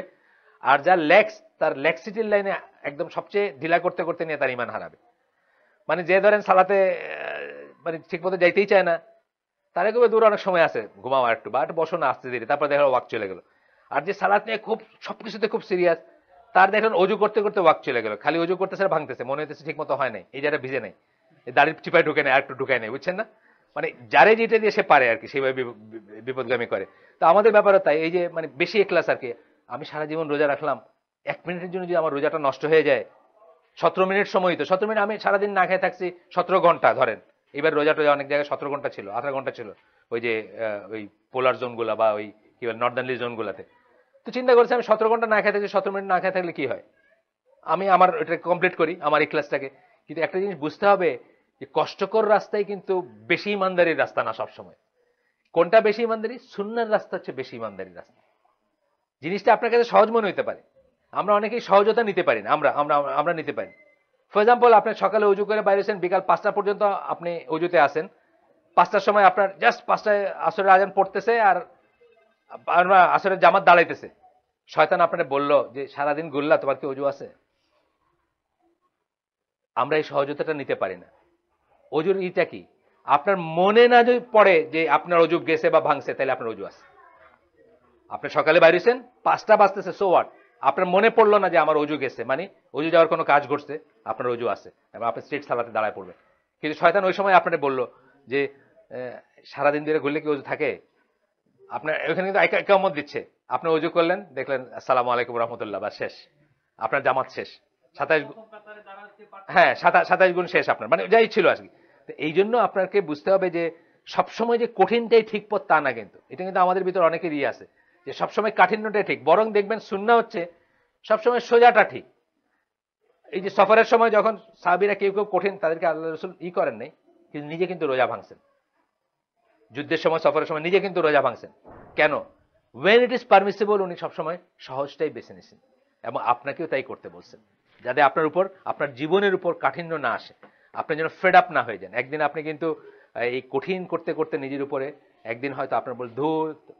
অনেক মানুষ আমরা দেখছি প্যান্ট ট্যান্ট কাইটা টাইটা সব অস্থির, বুঝছেন না, একদিন একদম তাহাজুদ পড়া, চোখ লাল করে ঘুমায়, ক্লাসে যেতে পারতেছে না। 6 মাস পরে দেখলেন আবার ক্লিন শেপ, জিন্স টিন্স পরে, জিন্সের সাথে টি শার্ট পরে ঘুরে বেড়াইতেছে। কঠিন করবেন না, নিজের উপর কঠিন করবেন না।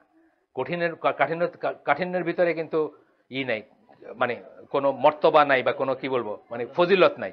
ফজিলতটা কিসের ভিতরে? আল্লাহ রাসূল সাল্লাল্লাহু আলাইহি ওয়াসাল্লামের মতো হওয়ার ভিতরে, তার মতো করে কোনো একটা করার ভিতরে। এবং অধিকাংশ সময় দেখবেন তার মতোটা হচ্ছে আমরা যেটা নিতে পারি না, এত সহজ যে আমরা ওটা নিতে পারি না। ওই যে বলছি না, ইসলাম কি এক মহিলা বলছেন যে এটা কি সত্যি নাকি যে 3টা স্টোন দিয়ে সাফ করলে নাকি টয়লেটের পরে আর কিছু লাগে না? আমি তো এটা কিছুতেই একসেপ্ট করতে পারি না, আমার তো মনে হয় আমি আনক্লিন থেকে যাব। উত্তর দিচ্ছেন কি যে আপনি কি মনে করলেন এটা কোনো দলিল না? আল্লাহ রসুল বলছেন যে 3টা স্টোন দিয়ে সাফ করলে সাফ হয়ে গেল, এটাই দলিল, এটাই সাফ, এটাই ঠিক। তাতে যদি কিছু লাইগাও থাকে, এটা আপনার রেসপন্সিবিলিটি নাই। আর 3বার যদি আপনি ট্রাই করে থাকেন, বাস শেষ। এরপরে যেটা, ওটা মানবিকভাবে মানুষের কাছে চাওয়া হয় না, এর চেয়ে বেশি পিউরিটি। আপনার পানি নাই, ডেজার্টে আছেন, আপনি 3টা স্টোন দিয়ে আপনি পরিষ্কার হয়েছেন, আপনার সালাতের সময় যেতেছেন, দাঁড়ায় পড়েন, তায়াম্মুম করেন বা ওযু করেন, করে দাঁড়ায় পড়েন। পানি থাকলে তো আর পানি ইউজ করতে নেই, পানি নাই বিধায় তো আমরা ধরতেছি যে এরকম একটা সিচুয়েশন হয়েছে। পানি থাকলে বেস্ট পানি, এটাতে কোনো সন্দেহের কোনো অবকাশ নাই। তো এই যে জিনিসটা ধরেন, যে সহজতাটা আল্লাহ আমাদের দিচ্ছেন, আমরা অনেক সময় সোকল্ড এখলাসের নামে ওই সহজতাটা নিতে পারি না, বা নিলেও আমাদের ভিতরটা মানে একটা করে, সেটা আমরা ইনশাল্লাহ অ্যাভয়েড করব। আমরা আবার আরেকটু যাই দলিলে। সেকেন্ড হাদিসটা যেটা বলতেছেন, the one who separates a hand span, এক বিগত যে সরে গেল, ফ্রম দ্য কমিউনিটি, উম্মত থেকে, and then he dies not except death of the days of ignorance। কাফের বলেন নাই, কিন্তু জাহিলিয়াতের মৃত্যু বলছেন, কাফের বলেন নাই। এটা খেয়াল করার ব্যাপার, আমরা পড়ছি এই মজলিসে, অনেকে কিন্তু এটা কাফের বলে দিবেন, তা না ব্যাপারটা। এবং জামাত থেকে সরা বলতে এখানে পার্টিকুলার একটা অ্যাকশনের উপর সরা না, আকীদা মানহাজের উপর সরা বোঝাচ্ছে। এটা আমরা পড়ছি, এখানে পড়ছি না কি, ছিল নাকি জানেন না? আব্দুল্লাহ ইবনে ওমর, আলী রাদিয়াল্লাহু আনহু বা মুয়াবিয়া রাদিয়াল্লাহু আনহু ওনাদের কাছে বায়াত নেন নাই, কিন্তু উনি জামাত ত্যাগ করেন নাই, বাই আকীদা এন্ড বাই বিলিফ উনি জামাত ত্যাগ করেন নাই। কিন্তু দেখেন হাসান রাদিয়াল্লাহু আনহু যখন মুসলিম উম্মার 2টা খলিফা থাকবে না, সোজা কথা, এই কনসেপ্টে উনি বায়াতটা নেন নাই, which is a very valid point. কিন্তু ওনার মতো আরো অনেক বড় সাহাবী আছে যারা নেন নাই। কিন্তু যখন দেখা গেল যে হাসান রাদিয়াল্লাহু আনহু মুয়াবিয়া রাদিয়াল্লাহু আনহুর কাছে সারেন্ডার করলেন এবং বললেন যে আমার কোনো ক্লেম নেই খেলাফতের উপর, আপনাকে আমি মেনে নিলাম, বায়াত নিলাম, সাথে সাথে ওমর কি বলে আব্দুল্লাহ ইবনে ওমর তার বায়াত নিলেন। কেন? এখন কারের জায়গায় আসছে, ইমামাত বা ইমারাত কারের জায়গায় আসছে, যে একজনই থাকবে, সাথে সাথে উনি নিলেন। কিন্তু ওই পার্সনটা কিন্তু আসলে ব্যাপার না, মুয়াবিয়া রাদিয়াল্লাহু আনহু তো একই পার্সন, আগে যা ছিলেন মুয়াবিয়া, পরেও মুয়াবিয়া, একই পার্সন, সেই জন্য না। কিন্তু এটা একটা একটা একটা একটা যুক্তি ছিল তার, একটা শরঈ যুক্তি ছিল তার। কিন্তু উনি কি উম্মাত থেকে সরে গেছেন? না, উম্মাত থেকে সরে যান নাই। একটা পয়েন্টে ডিফার করলে, ফিকি পয়েন্টে ডিফার করলে কিন্তু আপনি উম্মাত থেকে বাইরে গেলেন। উম্মাত থেকে বাইরে গেলেন, যেন আকীদায় ডিফার করবেন আপনি। শিয়াইট যারা, তারা ওই সময় উম্মত থেকে বাইরে হয়ে গেছে, ওই সময় বাইরে গেছে না। তারা কি চিন্তা করছে? তারা চিন্তা করছে যে জিবরাইল আলাইহিস সালাম ভুল করছেন, নাউজুবিল্লাহ, ভুল কইরা আলী রাদিয়াল্লাহু আনহুর জায়গায় ইশারা দিয়ে দিয়েছেন, হযরত মুহাম্মদ সাল্লাল্লাহু আলাইহি সাল্লামের কাছে দিয়েছে, মুহাম্মদ সাল্লাল্লাহু আলাইহি সাল্লামের কাছে ওয়াহী পাঠিয়ে দিয়েছে। তো এই যে জিনিসটা, ওরা আকীদাতে সরে গেছে, তাই না? এই জন্য ওরা উম্মাত থেকে সরে গেছে। কিন্তু আব্দুল্লাহ ইবনে ওমরের উদাহরণ দিলাম, যে একজন মেইনস্ট্রিম সাহাবী, উনি বায়াত না নেওয়া সত্ত্বেও কিন্তু ওনাকে কি উম্মত থেকে বাইরে গেছে এটা বলে না। কেন বলে না? ওনার পজিশনটা খুব জাস্টিফাইড পজিশন। মুসলিম উম্মার দুজনই থাকবে না, দুজন আমির থাকবে না, কন্টেন্ডিং আমির থাকবে না, এবং তাকে মানে এটা একটা সলিউশন হইতে হবে ফার্স্ট, তারপরে অন্য কথা। উনি দেন নেই, বায়াত নেন নেই। কিন্তু পরে দেখা যায় আমরা কি হাজ্জাজ বিন ইউসুফের মতো মানে মানে প্রচন্ড অত্যাচারী শাসক, তার কাছেও কিন্তু উনি বায়াত নিয়েছেন এবং তার আনুগত্য করছেন, উনি তার পেছনে নামাজ পড়ছেন। এটা বলছেন যে সে জুলুমকারী, এটা বলছেন যে সে জালিম, কিন্তু তবু উনি এটা, তার মানে কি ওই মেথোডোলজিতে, কারেক্ট মেথোডোলজিটা ফলো করছেন উনি। আপনি যদি পড়াশোনা করেন দেখবেন যে ওনারটাই ঠিক ছিল, উনি যে মেথোডোলজি ফলো করছেন, যে পদ্ধতি ফলো করছেন, মূলনীতি ফলো করছেন, এটাই ঠিক। সো এখানে যেটা বলা হচ্ছে হ্যান্ডস্পেন চলে যাওয়া, ডেথ অফ ইগনোরেন্স, সেটা বলা হচ্ছে যখন আপনি নীতিগতভাবে, আকিদাগতভাবে আপনার সম্পর্ক ছিন্ন করলেন। লাইক আমি বললাম শিয়ার কথা বললাম, লাইক সালমান রুশদির কথা বললাম, কথার কথা। লাইক আপনি নিজে একজন বুজুর্গ হয়ে গেছেন, আপনি এখন আছে আমাদের ভিতরে অনেক বুজুর্গ যারা নামাজ পড়া, ফিজিক্যালি পড়ার নাকি দরকার নেই, আছে বড় বড় মানুষ, অনেক আতেল মানুষ। শরিয়া নাকি পরবর্তী আবিষ্কার, শরিয়ার নাকি কোরআন হাদিসে কোনো দলিলই নেই, পরবর্তীকালে মানুষ সেটা বানায় ফেলছে। এই বড় আতেল আছেন, বই লিখে ফেলছেন, বই আছে এটার উপর, বিদেশ থেকে করা বই, নাইজেরিয়া থেকে, কানাডা থেকে ছাপা করা বই আছে। শরিয়া কোনো না, মানে শরিয়া মুসলমানের জন্য মাস্ট কিছু না, এটা পরবর্তী এসে আবিষ্কার করছে, এটা আগে ছিল না। সো এরা কি, এরা হচ্ছে যে জামাত থেকে যারা হ্যান্ডস্পেন, ওই যে বিগত ছড়া না, এরা মাইল সরে গেছে এরা। কিন্তু আপনি একটা পয়েন্টে আপনার রুলারের সাথে যদি দ্বিমত করেন, এই ট্র্যাপে যেন না পড়েন, আপনি যেমন আব্দুল্লাহ ইবনে ওমরের কথা বললাম, আপনি কিন্তু সরে যান নাই ইসের থেকে। যাই হোক, তাহলে কি বুঝতেছি আমরা, যে কমিউনিটির সাথে থাকতে হবে। কমিউনিটির সাথে থাকা মানে মুসলিম উম্মার সাথে থাকতে হবে, বা ওই সময়ের জন্য সেটা ছিল ধরেন আল্লাহ রসুল এবং তার সাহাবীরা যার যে কমিউনিটি ছিলেন সেটা থেকে সরে যাওয়া। এই সময়ের জন্য তাদের মেথডের উপর যারা আছেন তাদের থেকে সরে যাওয়া হবে। কারণ এখন আমি আগেই বললাম যে এখন আল জামাত বলতে কিছু বোঝায় না। যদি আবার আল জামাত হয় কখনো, তখন সেই আল জামাতের থেকে সরে যাওয়া বোঝাবে। এখন আমাদের, আমরা এই বইতে শুরুর দিকে পড়ছি যে এখন আমাদের স্ট্রাকচারাল জামাত নাই, কিন্তু আইডিওলজিক্যাল জামা আছে। স্ট্রাকচারাল আল জামা নাই। স্ট্রাকচারাল আল জামা হইতে আমির এন্ড দেন, বুঝছেন না, হযরত ওমর রুলিং দ্য ওয়ার্ল্ড, এটা নাই। কিন্তু আইডিওলজিক্যাল জামা আছে, মানে মানে কোন জিনিসটা ঠিক, পদ্ধতি কোনটা ঠিক, কোনটা করা উচিত, এই জ্ঞানটা নিয়ে যারা ধরে আছে, সেটা হচ্ছে আহলে সুন্নাল জামা, যেটাকে আমরা আইডিওলজিক্যাল জামা বলি। মানে ইন আইডিওলজি এটা আছে, কিন্তু এটা স্ট্রাকচারে নাই। ইনশাল্লাহ আমরা দোয়া করি, আমরা আশা করি কোনোদিন স্ট্রাকচারে হবে। যেদিন হবে সেদিন আমরা সবাই ওটার সাথে একাত্মবোধ করতে হবে, করা উচিত। না করলে আমাদের কথা বলা হচ্ছে যে আমরা এই জাহিলিয়াতের মৃত্যু। তার মানে এখানে বোঝা যাচ্ছে যে ওইটা একটা অথরিটি, কনসেনসাস, বা তখন যে জামা যেটা বললাম, ইজমা যেটাকে বললাম, ওইটা একটা অথরিটি, এবং ওইটার এইটা যদি আপনি ফলো করেন সেটা কোনো তাকলিদ না। এটা তাকলিদ না, এটা পরে দেখবো আমরা, এটা এখন আমরা অথরিটিটা এস্টাবলিশ করতেছি। সি, এরপর একটা আসছে, group of my nations shall continue to establish upon the command of Allah, to be established. আমার উম্মার একটা অংশ সবসময় আল্লাহর কমান্ডের উপর প্রতিষ্ঠিত থাকবে, আল্লাহর আদেশের উপর প্রতিষ্ঠিত থাকবে। এইটাকেই বলা হয়েছে আহলে সুন্নাল জামা। এটার অনেক নাম আছে, তাইফা মনসুরা, ফিরকাতুন নাজিয়া, আছে না, নাম শুনছেন না? অনেক রকমের নাম আছে, ভিক্টোরিয়াস, নাজাতপ্রাপ্ত দল, বিজয়ী দল, এরকম অনেকেই আছে। তারা সবসময় সত্যের উপর প্রতিষ্ঠিত থাকবে, আল্লাহর অর্ডারের উপর, আল্লাহর আদেশের উপর প্রতিষ্ঠিত থাকবে। অপু আসছেন নাকি এখানে? আপনি আমার সাথে দেখা করে যান 5 মিনিট, কথা আছে আপনার সাথে।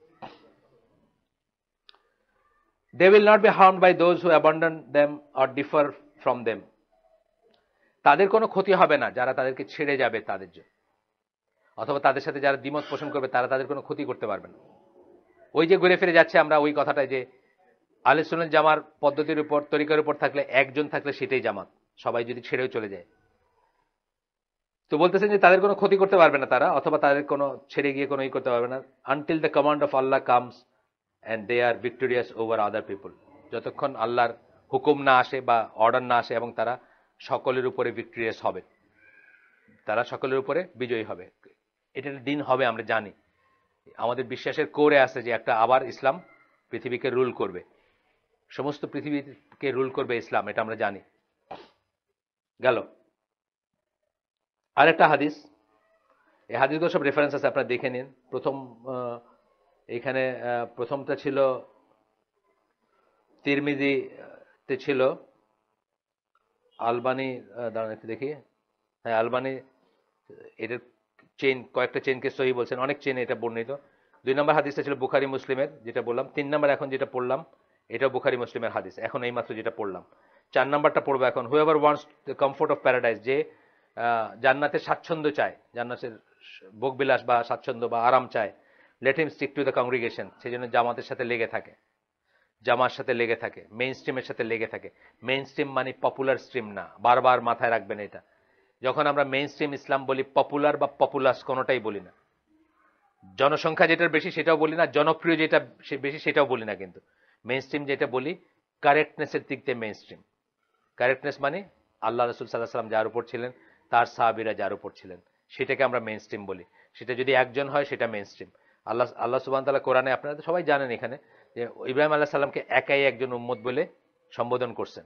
একাই কিন্তু একজনকে উম্মত বলছেন না? তো আমাদের সেই দিন আসেনি আলহামদুলিল্লাহ, বহু লক্ষ লক্ষ আছে এখনো। কিন্তু যদি কখনো সেই দিন আসে বা আসতে পারে, যদি আসার আশঙ্কা করি আমরা, তবুও আমরা জানবো যে মেইন স্ট্রিম বলতে আমরা পপুলার বা পপুলাস বোঝাচ্ছি না। মেইন স্ট্রিম বলতে আমরা বোঝাচ্ছি কারেক্ট, যেটা আহলে সুন্নাহ ওয়াল জামা, বা আপনি যদি এটার অন্য কোনো নাম দেন। আহলে সুন্নাহ ওয়াল জামা কিন্তু কোনো দলের নাম না, বারবার বলতেছি। এটা একটা পদ্ধতির নাম, একটা মূলনীতির নাম, একটা প্রক্রিয়ার নাম। যে এটার সাথে থাকবে সেই আহলে সুন্নাহ ওয়াল জামা। এটা কোনো দলের নাম না, এটার কোনো ব্যানার নাই, এটা কোনো ফ্ল্যাগ নাই, এটা কোনো অফিস নাই, এটা কোনো গঠনতন্ত্র নাই আলাদা। মানে বাংলাদেশে অবশ্য আহলে সুন্নাহ ওয়াল জামা একটা বিরাতি দল আছে চিটাঙ্গে, সেটার সাথে গুলায় ফেলেন না আপনারা। আমার একজন বিদেশ থেকে চিঠি লিখছে, মানে বিদেশ থেকে আমার বন্ধু অস্ট্রেলিয়া থাকে, সে আমার একটা মেল পাঠাইছে, এটা কি করে সম্ভব হয়। মানে ওই যে হেফাজতের এগেনস্টে আহলে সুন্নাহ ওয়াল জামা একটা করছিল চিটাঙ্গে। তো ওই ছেলে ইসে থাকে, ও চাটগাঁয়ের ছেলে, কক্সবাজার বাড়ি, অস্ট্রেলিয়া থাকে। সে আমাকে একটা পাঠাইছে যে এটা কি করে সম্ভব হয় যে আহলে সুন্নাহ ওয়াল জামা মানে এইভাবে অপোজ করতে পারে, মানে ইসেকে, একটা ইসলামের কজকে। আমি বললাম না, এই আহলে সুন্নাহ ওয়াল জামা সেই আহলে সুন্নাহ ওয়াল জামা নয়, মানে তুমি এটা মনে করছো সেটা না। এটা হলো এই ব্যাপার আর কি। যাই হোক, তো তারপর বলতেছেন, whoever is made happy by this good deeds and sadden by his good deeds. খুব ইম্পর্টেন্ট কথা। দেন অনেক সময় হাদিসে কি একই একই থিমের হাদিসের সাথে একটা শব্দ বা একটা সেন্টেন্স একটু এক্সট্রা আছে, সেটার ভিতরে আবার একটা বড় বড় মানে জীবনের সারা জীবন মনে রাখার মতো একটা বানিয়েছে। যেমন এটাতে, যে তার ভালো কাজ যাকে আনন্দ দেয় আর খারাপ কাজ যাকে পীড়া দেয়, ইজ ইনফ্যাক্ট এ বিলিভার। এটা হলো বিশ্বাসের চিহ্ন। আপনার ভিতরে যে এখনো ইমান আছে, এটা চিহ্ন হলো এটা, যে একটা ভালো কাজ করতে পারলে আপনার ভিতরটা প্রসন্ন হয়। ভালো কাজ মানে কি? আল্লাহ রসুল আল্লাহ যেটা ভালো কাজ বলছেন, এই যে ভালো কাজ বলতে অলওয়েজ আমরা মাদার তেরেসা কাইন্ড অফ ভালো কাজ মাথার থেকে দূর করে দিব, বা কম্প্যাশন ফ্যাটিক বলি আমরা। পশ্চিমারা যে আমাদেরকে 2টা সেটটা দান দক্ষিণা করে, ভিক্ষা দেয়, কম্বল দেয়, আপনার জন্ম নিয়ন্ত্রণের বড়ি দেয়, আরো কি কি দেয় না আমাদের, এইগুলো কম্প্যাশন ফ্যাটিক বলছেন, ওদের স্কলাররাই বলছেন কম্প্যাশন ফ্যাটিক। মানে এটার থেকে একটা টায়ার্ড, মানে এনজিওর জ্বালা বাংলাদেশে আমি নিয়ে আসবো, পার স্কোয়ার মাইল প্রতি কত কত কত এনজিও, এটার একটা হিসাব আছে, ওরা করছে, বিদেশিরা করছে। আমি নিয়ে আসবো বইটা, একটা খুব সুন্দর বই, মজার বই, জিয়াউদ্দিন সর্দার বলে একজন ইংল্যান্ডে থাকেন, একজন মুসলিম, তার লেখা বই। তো এটার বলতেছেন কম্প্যাশন, মানে এত মায়া তাদের আমাদের জন্য যে আমরা মারাই যেতেছি তাদের মায়ার চোটে আর কি। কিন্তু অ্যাকচুয়ালি তাদের এটাকে আমাদেরকে ডিডিভানাইজ করা, তাই না? আমাদেরকে ডি ইসলামাইজ করা, কাফের বানানো, এটা হচ্ছে তাদের মেইন জিনিস। এত কম্প্যাশনের পিছনের জিনিস আর কি। তো যাই হোক, যে যখন আপনার সৎ কাজ বলতে আল্লাহ রসুলের বলা সৎ কাজ, যেটা মাদার তেরেসা কাইন্ড অফ বা ওয়েস্টার্ন এনজিও কাইন্ড অফ সৎওয়ার্ক না, সৎ কাজ না, বা গুড ওয়ার্ক না। আল্লাহর লাইনের গুড ওয়ার্ক যখন আপনি করবেন, কোনো গুড ডিড করবেন বা কোনো কাজ করলেন, তখন যদি এটাকে আপনাকে প্রসন্ন করে, আর যদি কোনো গুনার কাজ করেন বা বিরোধিতা করেন, তখন যদি এটা আপনাকে কষ্ট দেয়, তাহলে বুঝতে হবে যে আপনি বিশ্বাসী। এই হাদিসেরই একটা অংশ এটা, ইটসেলফ একটা বিশাল আলোচনার ব্যাপার আর কি। আজকে আমরা শেষ করে দিই এখানে, আজকের জন্য বোধহয়। আর যারা বাচ্চাদের নিয়ে আসেন বা আদারওয়াইজ, ইনশাআল্লাহ পরের দিন এখান থেকে আমরা পড়বো। সুবহানাকাল্লাহুম্মা বিহামদিকা আশহাদু আল্লা ইলাহা ইল্লা আনতা আস্তাগফিরুকা ওয়া আতুবু ইলাইক।